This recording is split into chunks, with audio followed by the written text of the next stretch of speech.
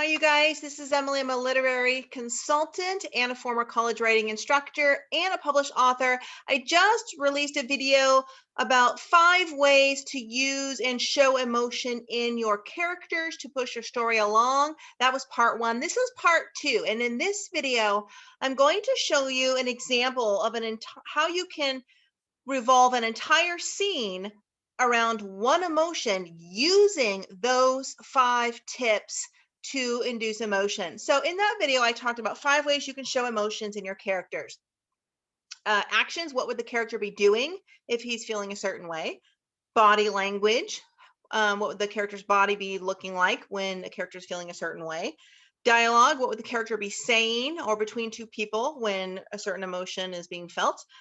Tags, which are sneaky ways you can put in the he said angrily or she said sadly, very sparingly. And lastly, setting, how your setting can match the emotion. So I want to give you a couple of examples of how you can have one emotion using all 5 of those techniques to really bring a scene alive and make sure the reader knows what your character is feeling by blending all of these together. So when you're writing a chapter, I always suggest to my clients and my students, you start the chapter asking this question. Before you start writing a chapter, get a blank piece of paper or open your Word document and write this in bold across the top. What needs to be seen in this scene? Question mark. What do you need to show in this scene to move your story along, to further the plot, to show a shift or a change or a development? What needs to be seen in this scene? Think about it, answer it, write it out, brainstorm. Then I want you to ask, what emotion will dominate this scene? And you can't really answer that until you know what needs to be seen in the scene. So I need to show my character recovering from an attack, blah, blah, blah. Okay. What needs to be seen is her recovery process. What emotion is going to dominate this scene? Grief, maybe, whatever. Okay, so once you have that down, when you start writing your scene, let's see how we can take one emotion. Let's use the example of suspicion. Suspicion is an emotion, it's a feeling. We've all been there. We've had someone we've been in a conversation with that we know is just full of crap right to our face and we're totally suspicious, or we can't prove it, but we know there's something up and they're not telling us the truth.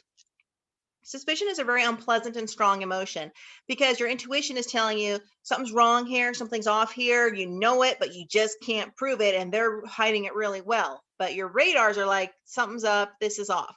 Suspicion, let's think about a scene when we can show the characters are feeling suspicion using all 5 of those techniques. So first of all, in action. So let's say the character is a woman and you have her husband is a serial cheater. I know, just came up with examples here. Whatever, you're a romance author and he's an airline pilot and he's got a hidden family somewhere else and whatever, your plot line is. He comes home late or a day late and makes up an excuse of where he was and she's challenging him.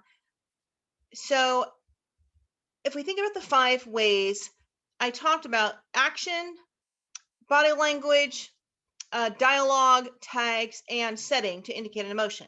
So we know our character's emotion is suspicion. We're going to show the scene. The scene is she's challenging her husband who's come home. He's telling her lies. And we want to make sure that the reader is also suspicious, just like the character is suspicious. Doesn't mean it's true. She could be completely wrong, but we want to instill the emotion of suspicion. The character show that she's feeling that way and in the reader. So the dialogue will be the number 1 way to show suspicion because she will be challenging in the dialogue her husband. Where have you been? And he answers, and it doesn't sound believable. And she might be saying, well, how can that be? You went there yesterday. Why would you go there again?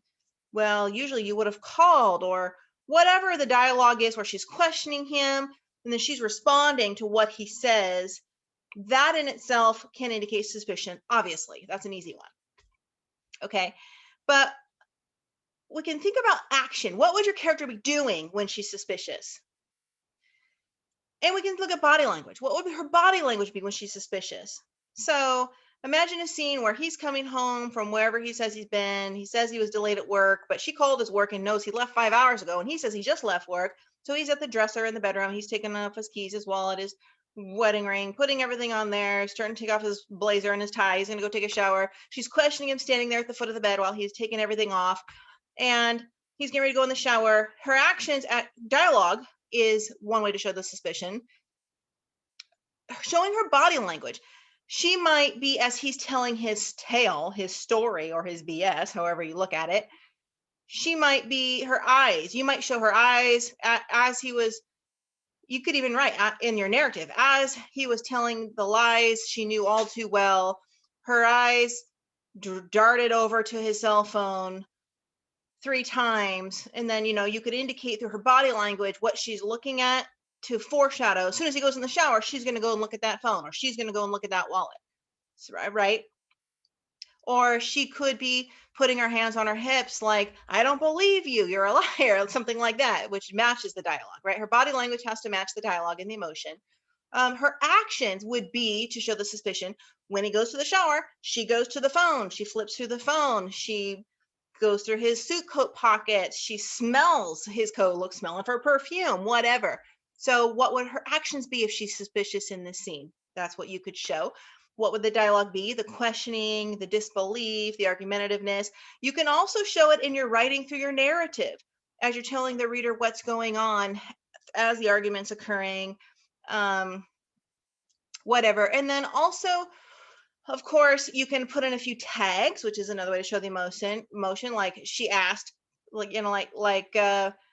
I don't believe you, comma, she said suspiciously. Now that's kind of redundant because saying I don't believe you indicates already suspicion.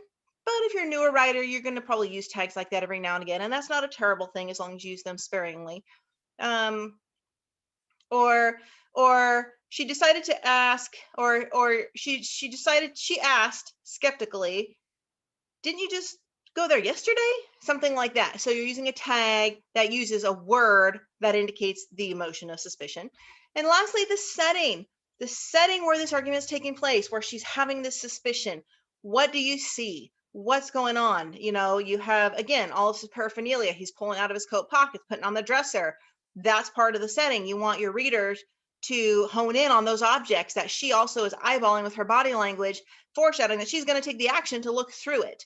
That's part of the setting. Maybe she was panicked and worried and freaking out the whole time he was late, and the bedrooms is a disarray, and she never made the bed because she was too busy pacing in front of the windows or watching the front door for him to come home, whatever. So your setting can match that. So that's one way you can use one emotion, suspicion, using all 5 ways to show emotion in a scene. Let's look at another emotion. Let's look at the emotion of love.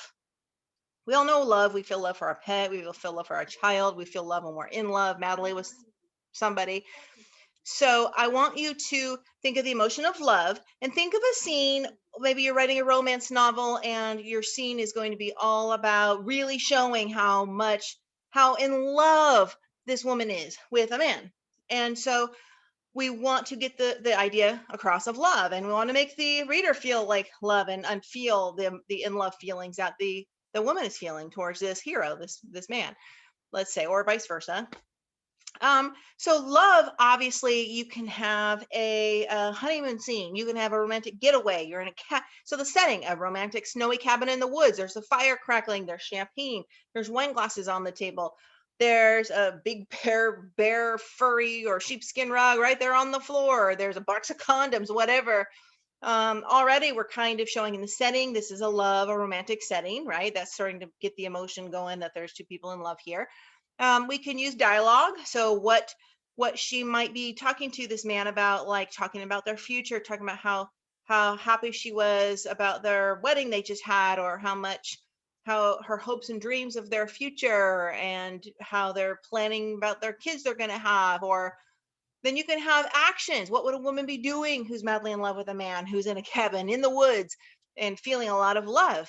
She might be cuddling up against him while he's cooking in the kitchen. She could be nuzzling his shoulder. She could be watching his every mood. She could be noticing how gorgeous he is. You could put that in your narrative, of course. She could be pressing up against his chest. She could be taking action of being thoughtful. He's cooking dinner for her, so she goes and decides to offer to help. Or she goes and pours him a glass of wine because he's doing something nice for her, which is cooking. So the little actions, what kind of actions would she be doing that shows the love? So we can have it in the words, the way they talk, how they interact in the dialogue. You can have, of course, again, also, and we have the setting covered. Also, we can have body language when you're in love. What is body language like when you're in love? I don't know. I guess it really depends if it's a sexual scene or a love scene. You might just be relaxed and casual and loose, or you might, body language might be like, she's like always primping her hair, or, whatever, or batting her eyelashes, whatever the body language would be to show the readers that this woman is feeling love. And then lastly, the tags. You wouldn't really need many tags to indicate the emotion of love if you're writing really well, but you could say something like, she asked lovingly, or can I do something to help you? She asked, lovingly, something like that. Or you could say, I love the way you chop iceberg lettuce, she said, adoringly, whatever, you're looking at putting in some tags in there. You can do that too. You can do this whole sort of cycle with any emotion. Anger, that's an easy one, right? You have a scene when a cop is in an interrogation room, fighting with a questioning the hell out of a perp, a guy who he believes broke into his house and assaulted his daughter, the cop's daughter, and the guy gets in the room with him. Well, that's an easy one, right? What kind of the dialogue is going to be the questioning, the hostility, the resentment, the challenging, the cop challenging him, and then the perp denying it, obviously through dialogue. The setting tells the scene he's in the sweat box, he's handcuffed to a table. The cop is, what are his actions? What are the cop's actions? He's pacing back and forth by the windows. He slaps down the manila file on the table. He pops out of the chair and spreads his hands on the table and leans forward and gets right into the perp's face. These are, actions, right? Or tags, or tags are an easy one. You can think of tags that indicate rage easily. So again, all 5 ways to show emotion should be intertwined and blended and mixed. And you reel in one chapter, one scene. I like to look at a chapter as a scene. If you have 2 scenes in one chapter, which is 2 different things going on in 2 different locations, those should be separate chapters. But before I start writing, I always ask myself, and I always teach my students, what is the emotion I want this character to feel or show in this scene? And that will depend on what needs to be seen in this scene. If it needs to be seen that this character, this cop, is getting to the bottom of who raped his daughter and he thinks he's got the perp in here, or maybe we want to show the early development of this forever romantic love relationship with these people in the cabin, or whatever. What needs to be seen here? Or we need to show someone's healing, someone's grief, somebody's finding out the truth about something, somebody recovering from something, somebody having a monumental achievement, whatever, overcoming a fear, having a conflict, whatever needs to be seen in this scene. Always ask yourself, what emotion will support what needs to be seen in this scene? Get your emotion clear. Write the emotion down on the middle of your paper.